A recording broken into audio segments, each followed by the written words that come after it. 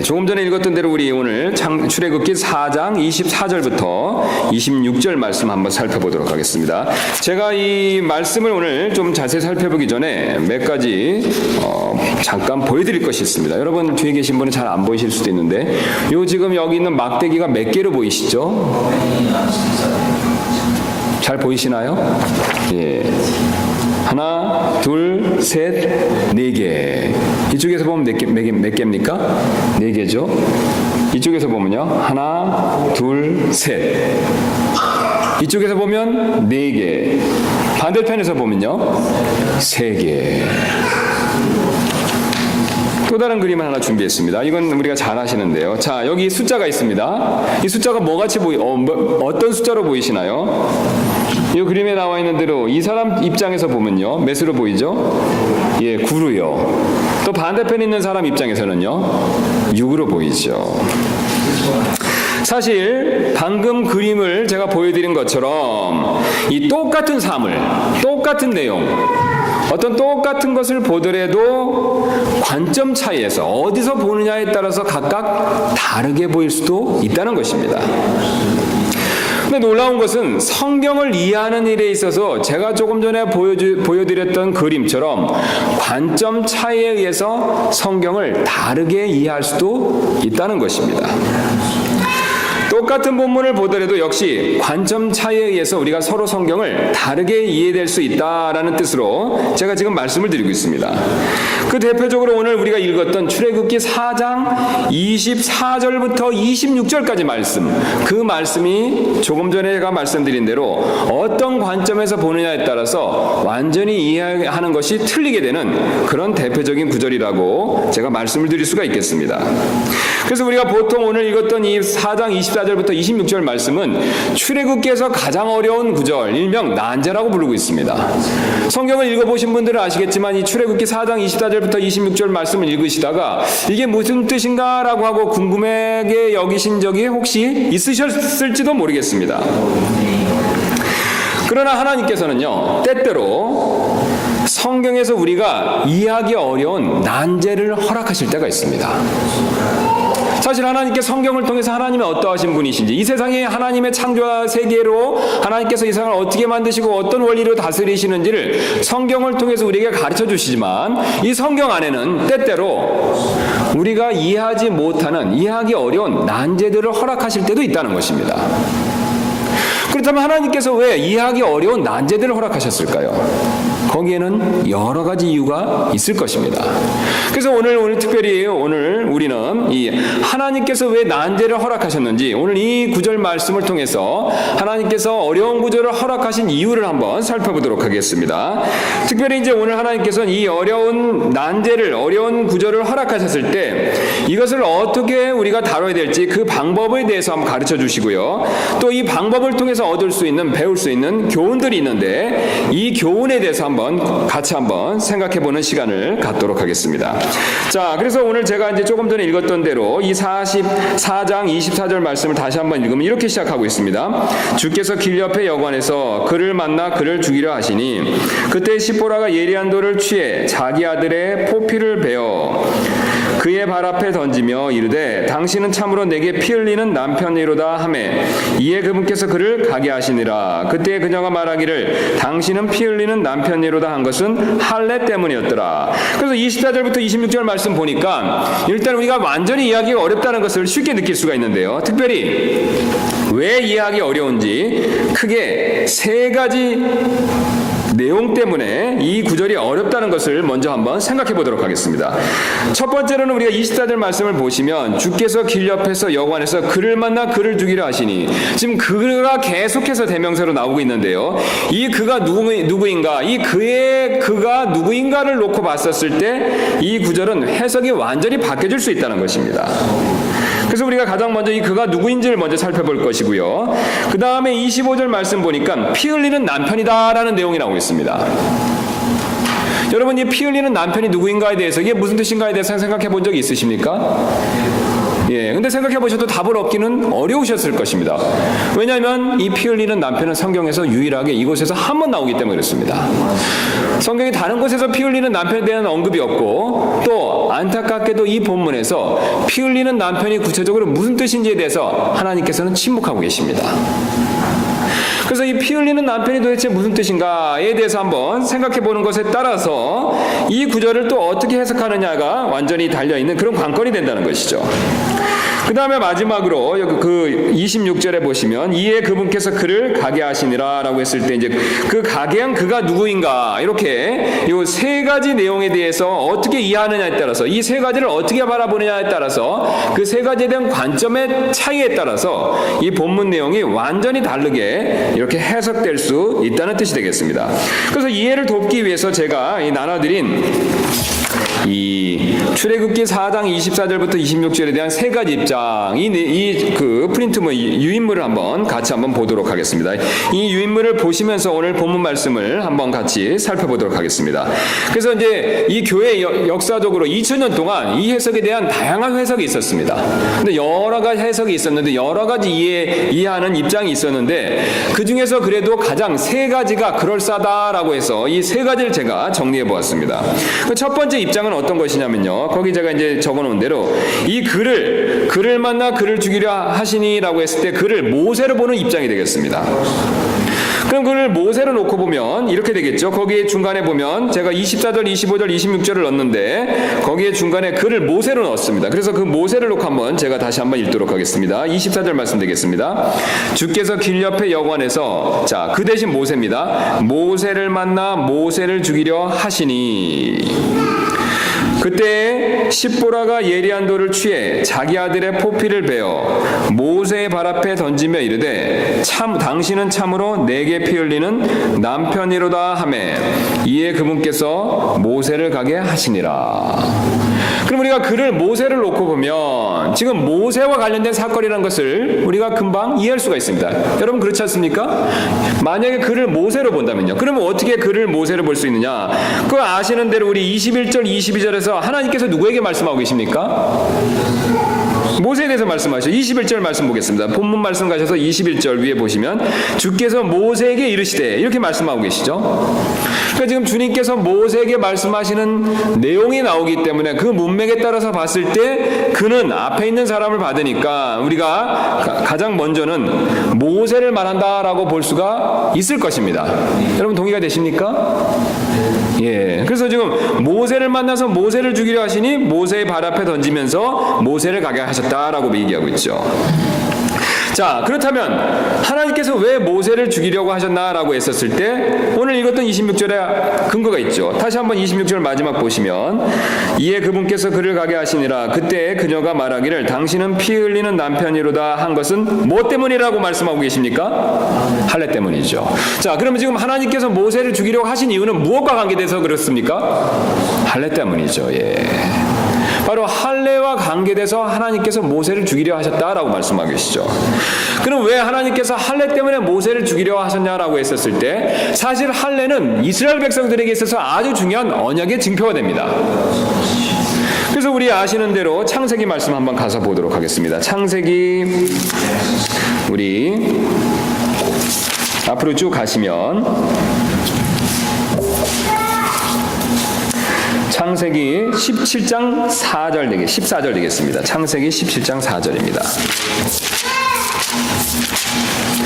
창세기 17장 14절. 그럼 우리가 창세기 말씀을 쭉 보시면 이제 아브라함이 99세였을 때 하나님께서 나타나시면서 내가 이 가나안 땅을 주고 너 자손을 모래같이 하늘에 별같이 많게 해주시겠다라고 약속을 해주셨죠. 그랬을 때 모세가 증표를 주세요라고 하니까 하나님이 주신 증표가 뭡니까? 할례였습니다. 그래서 이 할례의 증표를 이스라엘 백성들에게 주시고 할례를 모든 이스라엘 백성 자손들은 행해야 될 것을 명령하고 계시죠. 자, 그런데 할례를 하라고 말씀을 하시면서 14절 말씀에 이렇게 하나님께서 경고하고 계시죠. 자, 13절부터 한번 보겠습니다.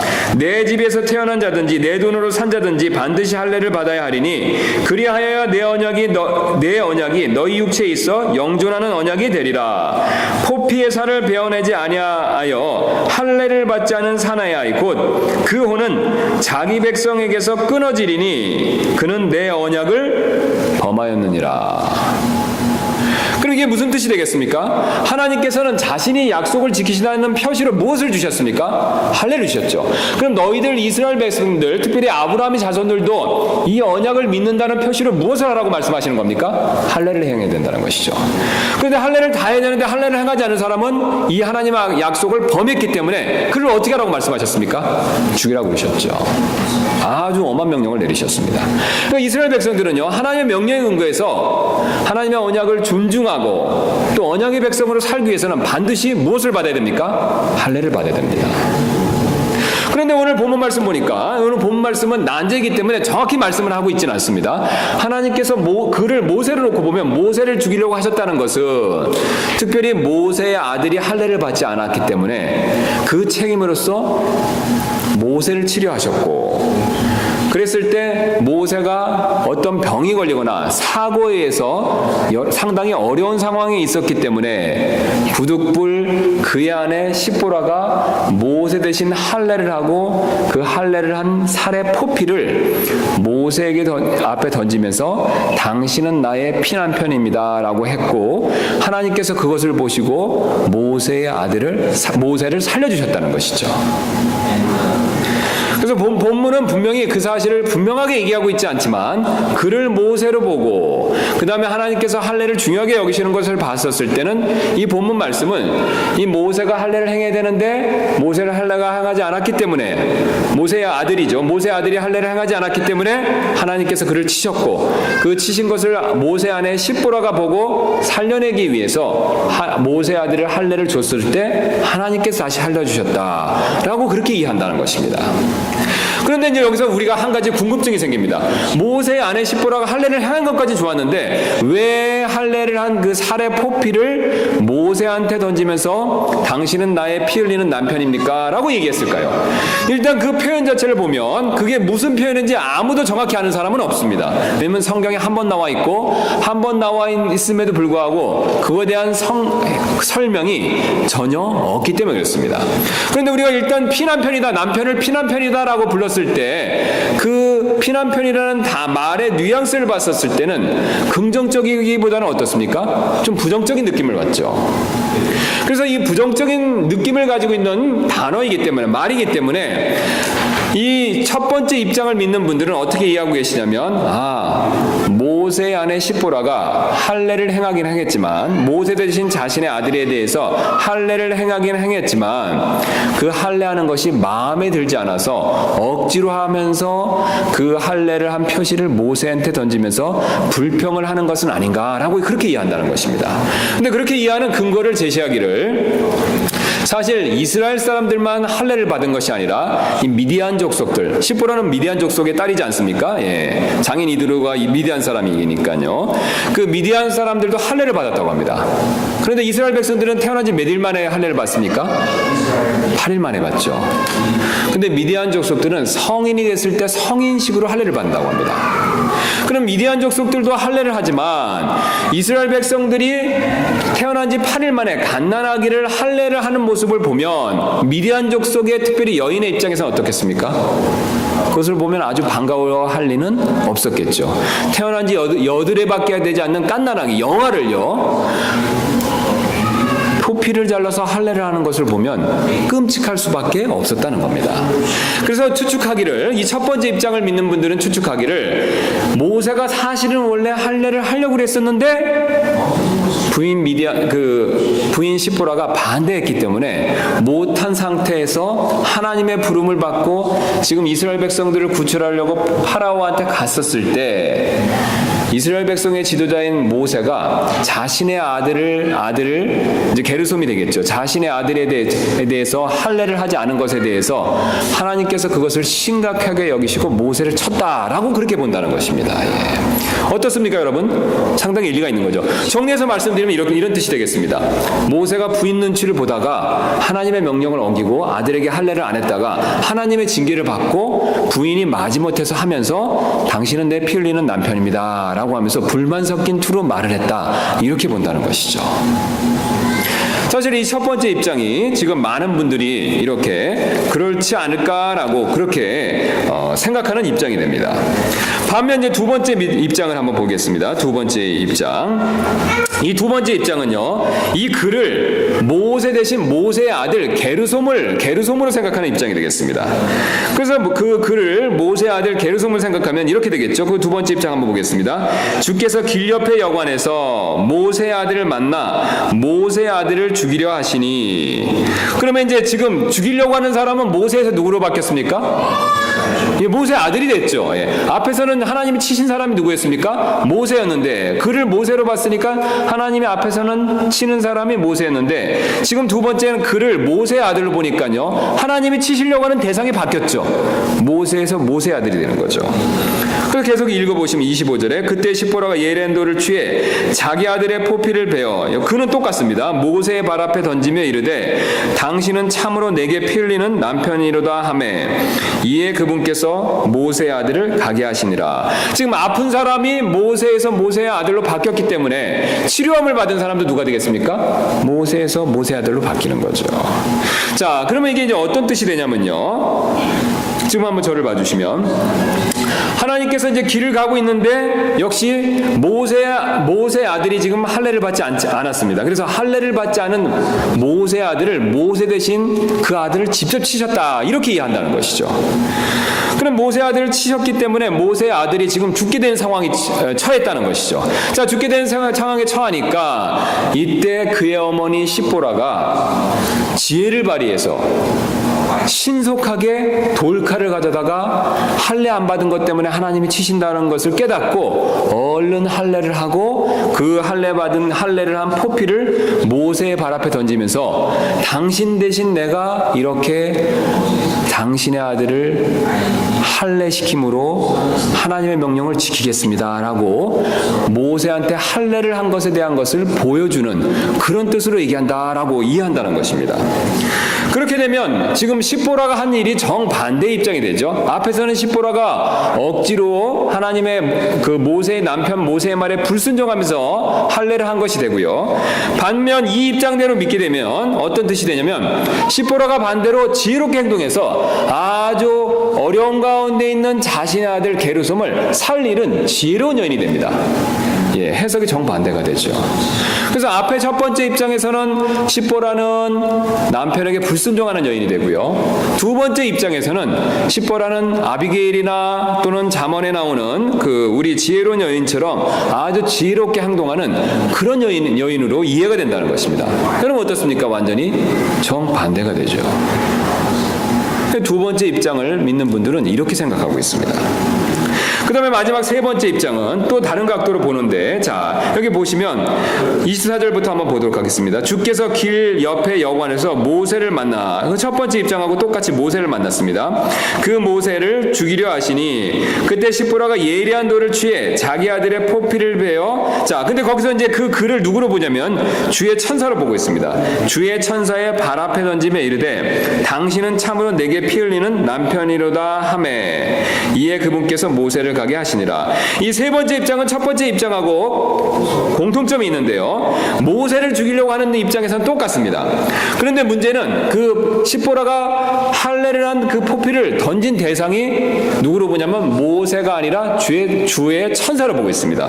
왜냐하면 여기서 주께서 나타나셨을 때 했을 때 이 주는 우리 본문 말씀을 한번 다시 가서 보시면요, 바로 3장 2절에 나오는 주의 천사로 이해하고 있습니다. 지금 3장부터 4장까지 모세에게 하나님께서 계속 말씀하시는데요, 그 말씀하시는 하나님에 대한 첫 번째 이름을 출애굽기 3장 2절에서는 주의 천사가 떨기나무 가운데서 나타나서 말씀하신다라고 이렇게 시작하고 있습니다. 그러니까 3장부터 4장까지는요 주의 천사가 떨기나무에서 모세에게 나타나셔서 계속해서 말씀하시는 내용이 된다는 것이죠. 그래서 이 주를 특별히 주의 천사로 보고 있습니다. 주의 천사로 보기 때문에 이 던졌을 때 던진 대상이 바로 누구냐면 주의 모세가 아니라 주의 천사가 된다. 이렇게 얘기한다는 것이죠. 근데 주의 천사라고 이 주의 천사에게 던졌다라고 하면서 시보라가 유명한 말을 하지 않습니까? 피 흘리는 남편이다. 모세에 대해서 피 흘리는 남편이다라고 얘기하고 있습니다. 역시 부정적인 의미로 주의 천사에게 얘기한다는 것이죠. 그러면 이렇게 이 입장에서 봤을 때 첫 번째 입장하고 차이 나는 점은 뭐냐면요. 시보라가 역시 하나님의 명령인 할례를 하는 일에 대해서 그것을 찬성하지 않았다가 지금 그 모세가 죽게 되었을 때 억지로 할례를 하면서 그 할례에 대한 불평을 첫 번째 입장에서는 모세에게 하고 있지만 지금 이 세 번째 입장에서는 주의 천사에게 하고 있다는 것입니다. 그러니까 불평하는 대상이 누구에서 누구로 바뀌었습니까? 남편에서 하나님으로 바뀌었다는 거죠. 예. 각각 이해하는 관점의 차이에 따라서 그를 누구로 보느냐, 그 다음에 피 흘리는 남편이 어떤 의미를 갖고 있느냐에 대한 이해의 관점 차이에서 어떻습니까? 완전히 다른 정반대로 성경을 이해할 수도 있다는 것을 우리가 지금 방금 살펴보았습니다. 자, 그럼 제가 한 가지 질문을 드리도록 하겠습니다. 이제 세 가지 입장을 들으셨는데 여러분들은 지금 어떻게 생각하십니까? 어떤 입장이 이게 타당하다라는 생각이 드시나요? 제가 한번 구체적으로 여쭤보도록 하겠습니다. 첫 번째 입장이 맞다라고 생각하시는 분이 있으시면 한번 손 들어주시기 바랍니다. 예, 자유롭게 손 들어주시면 됩니다. 두 번째 입장이 맞는 것 같다. 세 번째 입장이 맞는 것 같다. 예, 그럼 손을 안 드신 분들은 잘 모르시겠다 이건가요? 예, 맞습니다. 이 난제이기 때문에 잘 모를 수도 있습니다. 그러면 잘 모르기 때문에 내가 연구해봐도 이 세 가지를 벗어나지 않습니다. 왜냐하면 이 세 가지에서 벗어나면요, 교회사 2000년 동안에 다른 내용들은 타당성이 별로 없다는 것이 입증됐습니다. 예. 그러니까 성경을 계속 연구해 보시다면요, 이 난제를 계속 살펴보다 보시면요, 이 세 가지로 결과적으로 이 셋 중에 하나를 선택할 수밖에 없게 된다는 것이죠. 예. 자, 그러면 내가 어떤 입장을 믿든지 상관없습니다. 중요한 것은요, 이 세 가지 입장을 어떻게 믿든지 어떤 입장을 취하든지 이 세 가지 입장에 따른 공통점이 있습니다. 제가 나눠드린 유인물 뒷장을 한번 보도록 하겠습니다. 이 세 가지 입장에 공통점이 있다는 거죠. 사실 이 공통점, 이 점을 하나님께서는 우리가 알기를 원하십니다. 사실 하나님께서 난제를 주신 가장 중요한 이유 중에 하나가 바로 어떤 것이냐면요, 이 다른 입장이 있었을 때 그 공통점을 찾고 그 공통점으로부터 우리가 얻을 수 있는 교훈, 이것을 발견해야 된다는 것이죠. 자, 그럼 여기서 우리가 공통점을 어떤 것을 발견할 수 있냐면요, 첫 번째, 하나님께서는 자신의 언약을 중요하게 여기신다는 것이죠. 여러분 맞죠? 지금 어떤 입장이든지 하나님께서 죽이려고 하신 목적은 뭡니까? 모세든 모세의 아들이든 죽이려고 하는 대상과 상관없이 무엇 때문에 죽이려고 하셨습니까? 지금 할례에 대한 언약 때문이죠. 그런데 아주 지금 흥미로운 사실은요, 하나님께서 안 가려고 하는 모세를 4번이나 거절한 모세를 거의 반 달래다시피 하시면서 결국은 가게 하셨습니다. 근데 가게 하셨는데 그 가려고 출발하는 모세를 갑자기 어떻게 하셨습니까? 하나님이 지금 죽이려고 하셨다는 거죠. 그럼 왜 하나님 죽이려고 하셨습니까? 오늘 26절에 나온 말씀처럼 무엇 때문에 그랬습니까? 할례 때문이라는 거죠. 그럼 할례가 왜 중요합니까? 하나님의 언약의 상징 징표죠. 이 언약의 징표를 범해서는 안 된다라고 말씀하셨습니다. 하나님의 법이라는 것이죠. 그래서 하나님께서 이제 막 사명을 받고 가려고 하는 모세조차도 그것을 어겼을 때는, 모세나 모세 아들이 어겼을 때는 하나님께서는 그것을 용납지 않으신다는 것입니다. 언약을 매우 중요하게 여기신다는 것을 보여주고 있다는 것이죠. 여러분 한번 상상해 보시기 바랍니다. 모세든 모세의 아들이든요, 할례를 받지 않고 할례를 행치 않은 책임이 모세나 모세의 아들 둘 중에 한 명에 있다고 하더라도 언약의 표시인 할례를 행하지 않고 이스라엘 백성들 보고 가서 언약의 약속대로 당신들을 출애굽시키겠습니다라고 했었을 때 어떻습니까? 앞뒤가 말이 맞지 않는다는 것이죠. 왜냐하면 하나님께서 지금 이 이스라엘 백성들을 기억하신 이유가 바로 어떤 것이냐면 우리 2장 24절 말씀 한번 보도록 하겠습니다. 출애굽기 2장 24절. 우리 앞으로 한번 가셔서 하나님께서 이스라엘 백성들을 구출하시는 근거가 있습니다. 출애굽기 2장 23절부터 보겠습니다. 시간이 흐른 뒤에 그 이집트 왕은 죽었고 이스라엘 자손은 속박으로 인하여 탄식하며 부르짖으니 속박으로 인하여 부르짖은 그들의 소리가 올라와 하나님께 이르니라. 그 다음 24절 말씀 잘 보시기 바랍니다. 하나님께서 그들이 신음하는 것을 듣고 뭐라고 말씀하고 계십니까? 하나님께서 아브라함과 이삭과 야곱과 맺은 자신의 무엇을 기억하셨습니까? 언약을 기억하셨죠. 여러분 한번 주목해 주시기 바랍니다. 하나님께서 그들의 불쌍한 모습들을 그것도 보셨지만 그것 이상으로 가장 중요하게 여기신 것이 무엇입니까? 자신의 언약을 기억하셨다는 겁니다.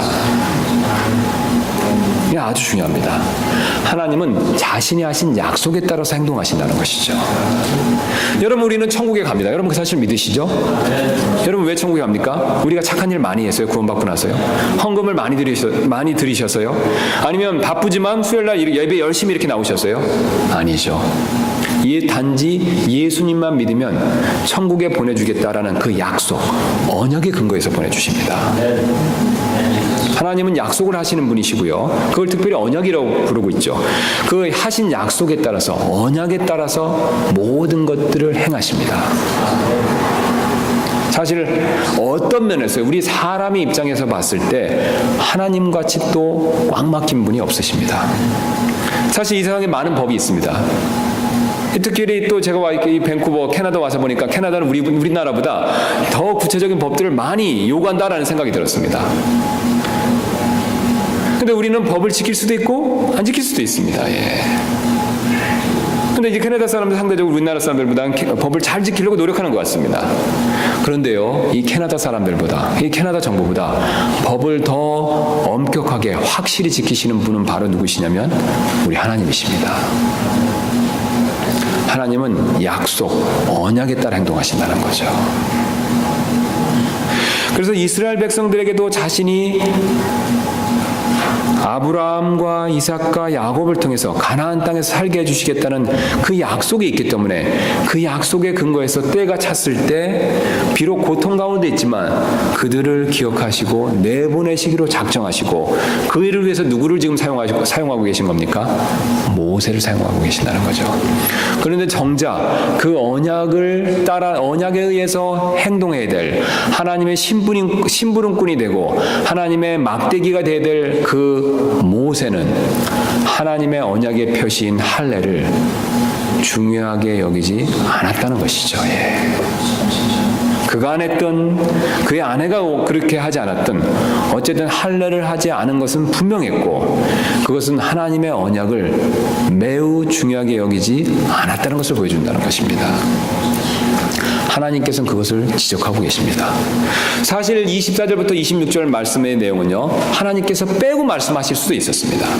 또 24절부터 26절의 말씀은요, 하나님께서 더 자세히 말씀해 주실 수도 있었습니다.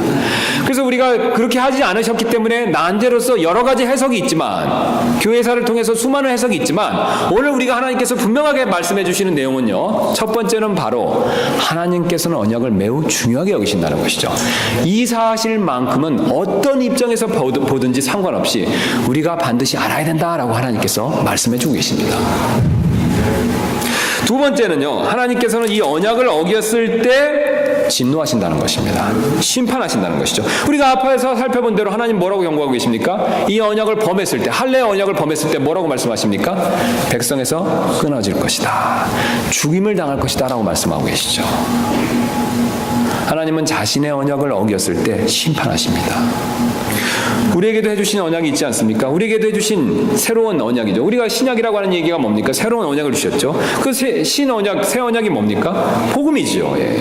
그래서 예수님을 믿으면 어떤 약속입니까? 천국에서 영생복락을 누리고, 예수님을 안 믿으면요, 지옥에서 영원한 벌을 받는다. 이게 하나님의 약속입니다.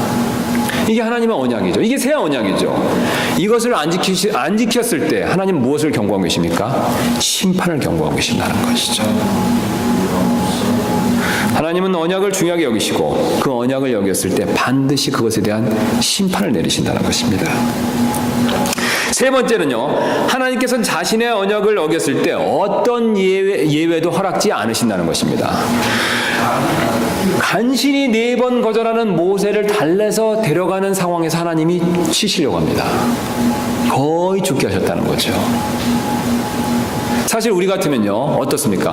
그냥 모세를 봐주고 달래서 데리고 가기 때문에 그냥 가게 할 수도 있었지만 하나님은 그런 방법을 안 쓰셨다는 거죠. 우리 같으면 떼쓰는 혼자를 막 달래서 데려가서 그냥 가니까 중간에 한번 때를 뒀어도 봐주고 갈 수 있겠지만 하나님은 그런 방법을 안 쓰신다는 것이죠. 예외가 없습니다. 모세나 그 모세 이상 가는 사람이라도 언약을 어겼을 때는 심판을 받고 그 심판에서는 아무도 예외가 없다는 것을 보여주고 있습니다. 그래서 모세든 지금 죽게 된 상황에 처해 있는 사람이 모세든 모세 아들이든 상관없이 하나님은 아무도 예외로 봐주시지 않는다는 사실을 우리에게 가르쳐주고 계십니다. 그 다음에 우리가 또 마지막으로 살펴볼 수 있는 내용은요, 하나님께서는 자신의 언약을 지키실 때까지, 우리가 지킬 때까지 오래 참으신다는 거죠. 다시 한번 저를 한번 봐주시기 바랍니다. 지금 하나님께서 치셔서 금방 죽게 할 수도 있었지만 사실 하나님께서 십보라가 할례를 할 수 있는 시간과 기회를 주셨습니다. 여러분 맞습니까? 여기서 우리는 아주 놀라운 진리를 발견합니다. 하나님은 매우 엄하시지만 또 매우 은혜와 긍휼이 풍성하시다는 것이죠. 금방 매를 대서 치실 수 있지만 매를 잡고 하나님께서는 한 번 더 기회를 주신다는 겁니다. 여러분 우리도 마찬가지 않습니까? 우리가 예수님 믿으면 곧바로 천국 갈 수 있고 예수님 믿지 않으면 곧바로 지옥 갈 수도 있습니다. 하나님 그렇게 정하실 수도 있다는 것이죠. 그러나 하나님께서는요, 우리를 곧바로 천국에 데려가시지 않는 것만큼 예수님을 믿지 않는다고 해서 곧바로 지옥에 보내시지는 않습니다. 죽을 때까지 무엇을 주십니까? 또 한 번 기회를 주신다는 것이죠.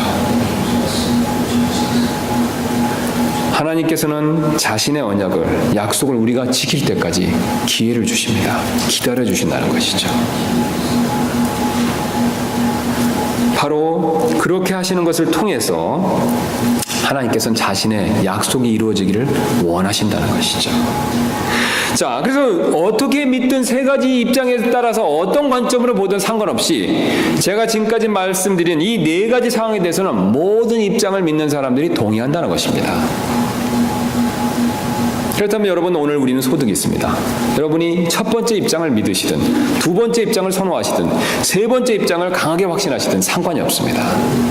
중요한 것은 제가 조금 전에 말씀드린 이 언약과 관계된 하나님의 네 가지 특징이라는 것이죠.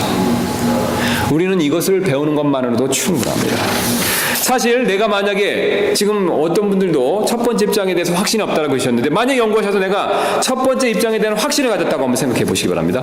이게 정말 맞는 것다라고 생각하면요, 두 번째 입장이나 세 번째 입장을 믿는 다른 분들을 봤었을 때 어떤 생각이 드실까요? 틀렸다는 생각이 들겠죠?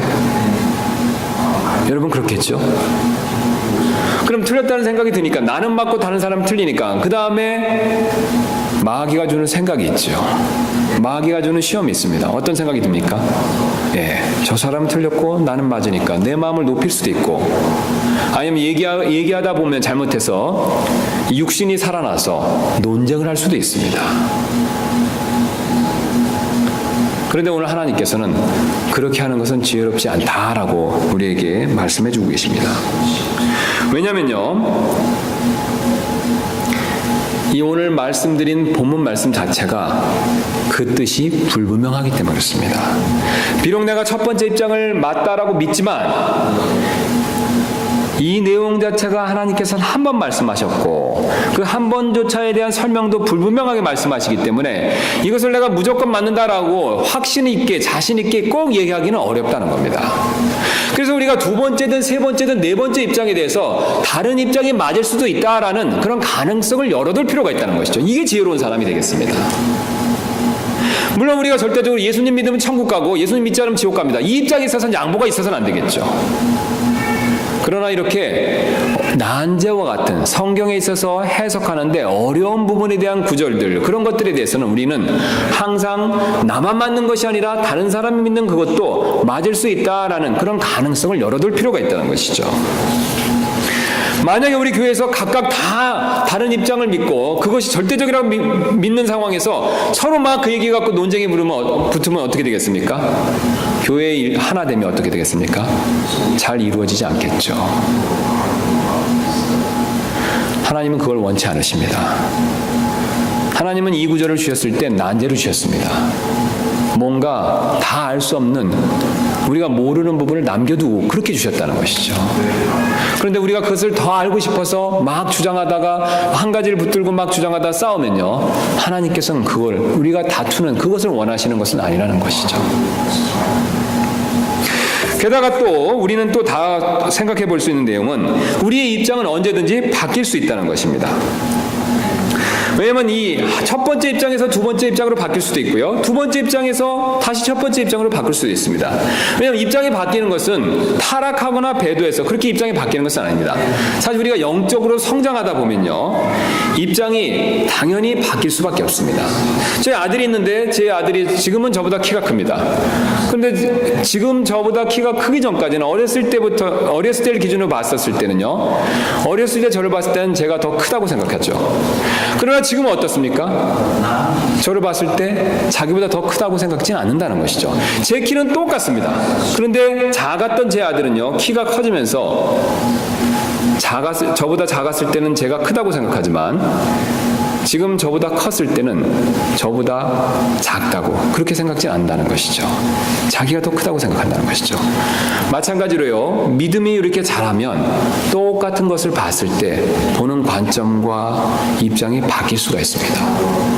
그래서 첫 번째 입장을 믿다가 내가 성경을 더 연구해 보니까 두 번째 입장이 맞는 것 같다, 이렇게 바뀔 수도 있다는 것이죠. 특별히 하나님께서 절대적으로 이것이 맞다라고 분명하게 성경의 여러 구절에서 부연 설명을 하시고 그 본문 말씀에서 특별하게 설명을 자세히 해주시지 않는 구절에 대해서는 우리가 입장이 바뀔 수 있다는 사실을 인정할 필요가 있습니다. 그건 절대로 타락하거나 또는 심지어는 배도하거나 그렇게 된 것이 아니라는 것을 우리는 생각해 볼 필요가 있습니다. 믿음이 자랄수록 바라보는 입장이 바뀔 수가 있습니다. 아이가 작을 때는 집에 있는 똑같은 나무를 봤을 때 크게 보이지만 아이가 컸을 때는 똑같은 나무를 봤을 때 그것이 작게 보일 수도 있다는 것이죠. 우리의 믿음은 자라난다는 것입니다. 우리의 영적인 시야는 넓어진다는 것이죠. 그래서 다른 입장을 보고 또 다른 인식을 얻고 또 다른 깨달음을 얻고 충분히 바뀔 수도 있다는 뜻이 되겠습니다. 게다가 이제 성경의 교리는 더 중요하고 덜 중요한 교리가 있다는 것을 우리는 인정할 필요가 있습니다. 이게 무슨 뜻이냐면요, 자, 제가 돈을 준비했습니다. 자, 이게 몇 불이죠? 20달러. 이거는요, 10달러. 그럼 20달러나 10달러는 둘 다 똑같이 돈으로서 중요합니다. 여러분 가운데 어떤 분도 제가 이렇게 놓으면 저는 20달러 갖고 10달러는 필요 없습니다, 이건 버릴 겁니다, 이렇게 생각하시는 분은 없습니다. 여러분 어떻습니까? 똑같이 중요하게 여기시죠? 돈으로서 캐나다 달러로서 똑같이 중요하게 여기실 것입니다. 그런데 똑같이 중요하지만요, 누가 봐도 20달러는 10달러보다 어떻습니까? 중요성에 있어서 더 크죠. 가치에 있어서 더 크다는 겁니다. 둘 다 돈으로서 똑같이 중요하지만 10달러는 누가 봐도 20달러보다 덜 중요하고 20달러는 10달러보다 더 중요하다는 것이죠. 여러분 똑같습니다. 성경 안에 있는 교리가 다 중요합니다. 어떤 것은 중요하지 않은 교리가 하나도 없습니다. 다 중요하지만 어떤 교리는 다른 교리에 비해서 상대적으로 더 중요한 교리가 있다는 것이죠. 여러분 자식을 한번 생각해 보시기 바랍니다. 모든 자식이 똑같이 귀합니다. 여러분 그렇죠? 예, 아멘이 없으시네요. 자, 그런데 똑같은 자식이지만 어떤 분에게 있어서는 아들이 귀하고요, 어떤 분에게 있어서는 딸이 더 귀하고, 어떤 분에게 있어서는 큰아들이 첫째가 더 귀하고, 어떤 분에게 있어서는 막내가 더 귀할 수 있습니다. 10손가락 깨물어서 안 아픈 손가락이 없지만 상대적으로 더 귀한 자식이 있듯이 성경 말씀은 똑같이 중요하지만 상대적으로 더 중요한 교리와 가르침이 있다는 것이죠. 그래서 우리가 상대적으로 더 중요한 가르침이 있기 때문에 그것에 비해서 상대적으로 덜 중요한 가르침이 있다면 상대적으로 더 중요한 교리를 그것을 지키는 것이 우선순위가 된다는 것입니다. 제가 오늘 나눠드렸던 이 교리는요, 상대적으로 이건 중요한 교리입니다. 그러나 제가 조금 전에 말씀드린 것처럼 그리스도 안에서 하나를 이루고 형제를 사랑하고 서로 세워주고 자신을 겸손하게 하는 그 교리보다는 이 교리가 더 중요한 것은 아닙니다. 왜냐하면 이 교리는요, 그 뜻이 불분명하기 때문에 이렇게 믿을 수도 있고 저렇게 믿을 수 있습니다. 그런데 이렇게 믿을 수도 있고 저렇게 믿을 수 있는데 이거 갖고 서로 싸운다면요, 더 중요한 교리인 서로 하나 되는 거, 서로 세워주는 거, 이 교리를 우리가 무시할 수도 있다는 뜻이 되겠습니다. 하나님은 그것을 원치 않고 계십니다. 지식은 교만하게 한다라고 경고하고 있습니다. 사랑은 우리를 세워준다라고 말씀하고 있죠.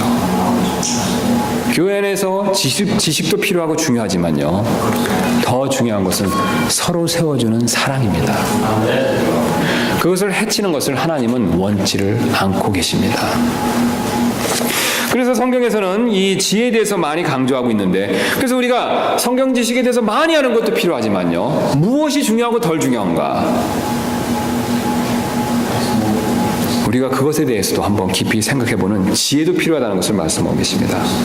그 잠언에서는 이런 지혜가 중요하다라고 말씀하시죠. 이렇게 말씀하고 계십니다. 잠언 4장 7절에서 지혜는 으뜸가는 것이니 그러므로 지혜를 얻으라. 내가 얻은 모든 것으로 명철을 얻을지니라.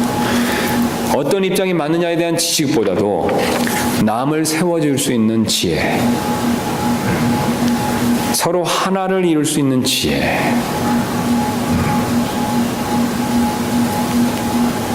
그리고 자신의 입장이 바뀔 수도 있다는 것을 인정하는 지혜, 그 지혜가 하나님은 더 중요하다라고 그렇게 말씀하고 계십니다. 그래서 그런 지혜를 구할 우리는 필요가 반드시 있습니다. 그래서 우리가 그런 지혜를 넘치도록 받는 저와 여러분들 되시기를 주님의 이름으로 기도합니다.